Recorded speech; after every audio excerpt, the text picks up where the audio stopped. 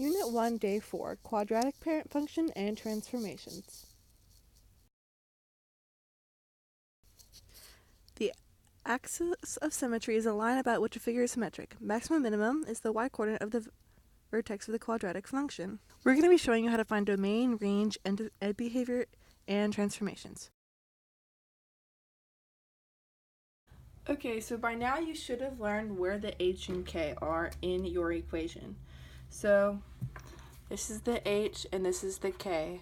The h describes the translations from left to right and right to left, and the k describes whether you're going up or down. So to find our vertex, we can go to positive 3 because the h is always a liar. So we can go to positive 3 and up 2. And that is where our vertex is. And since our a value is 1, that means that we're just going to use our over-up table, and we're not going to modify it. So with our over-up table, we're going to go over 1, up 1, over 2, up 4, and over 3, up 9. So on this graph, I think we're only going to have room for 2.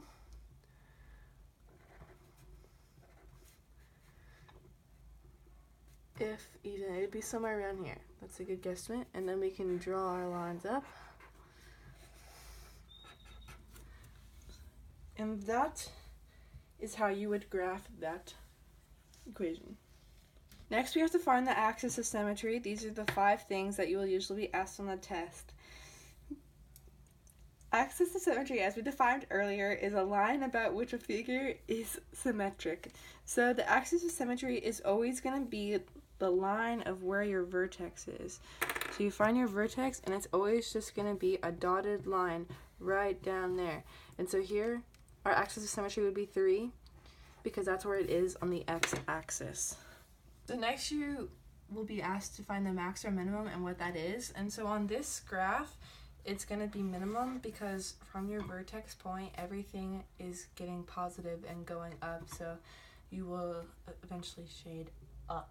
And so here, what you would write was y equals 2, because that is where it is on the y-axis.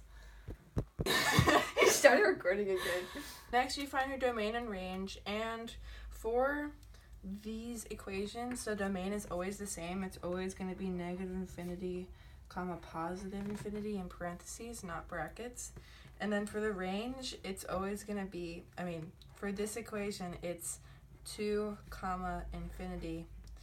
You start at 2 and go infinity, and you always have a bracket around the whole number and a parentheses around the infinity. Next, you have to write the end behavior, and for this graph, it would be as x approaches negative infinity, y approaches infinity. As x approaches infinity, y approaches infinity.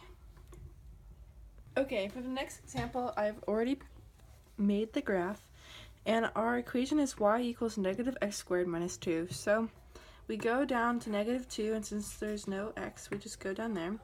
And since a negative x squared, we have the reflection over the x-axis, and we go down 2. Those are our transformations.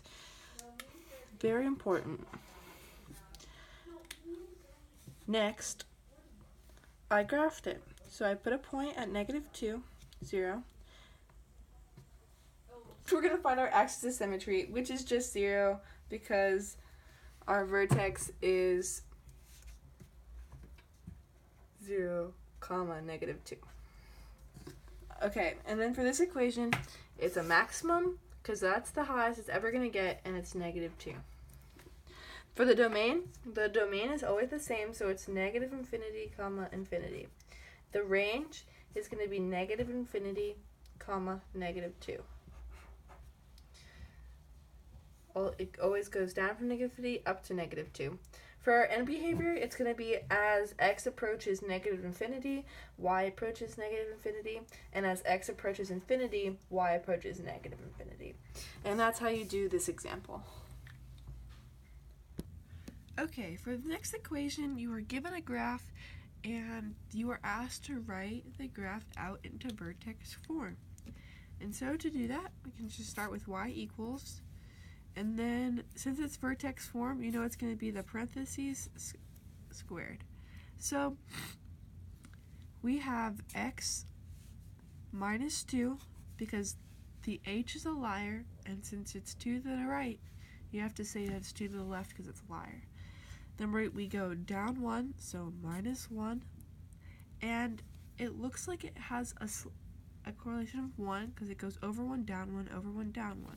But it reflects over the x-axis, which means that it's a negative 1. And so that's your answer.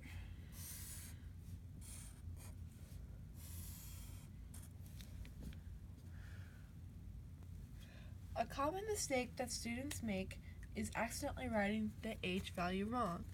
So right here, the negative 2 is our h value.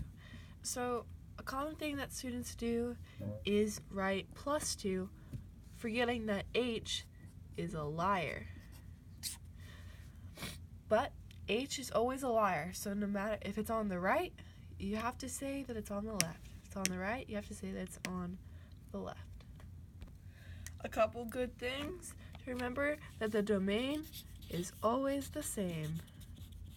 It's always going to be negative infinity, comma, positive infinity in parentheses.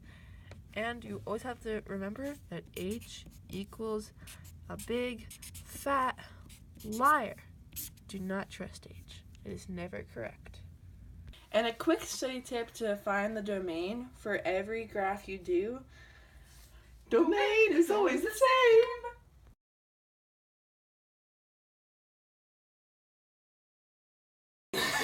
Started recording again.